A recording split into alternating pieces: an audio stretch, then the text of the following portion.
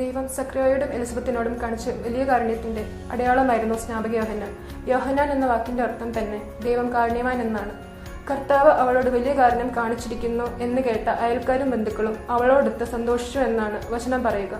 ദൈവത്തിന്റെ കാരുണ്യവും സ്നേഹവും കരുതലും ഒക്കെ അനുദിന ജീവിതത്തിൽ നാം ഒത്തിരി അനുഭവിക്കുന്നുണ്ട്. അതിൽ നാം ഒരുപാട് സന്തോഷിക്കുന്നുമുണ്ട്. എന്നാൽ ദൈവത്തിന്റെ കാരുണ്യം അനുഭവിക്കുന്ന നമ്മൾ സഹജീവികളോട് കാരുണ്യം കാണിക്കാറുണ്ടോ?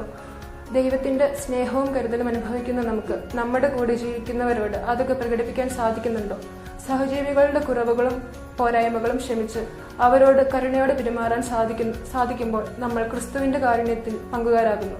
ആ കാരുണ്യം പ്രഘോഷിക്കുന്നവരുമാകുന്നു.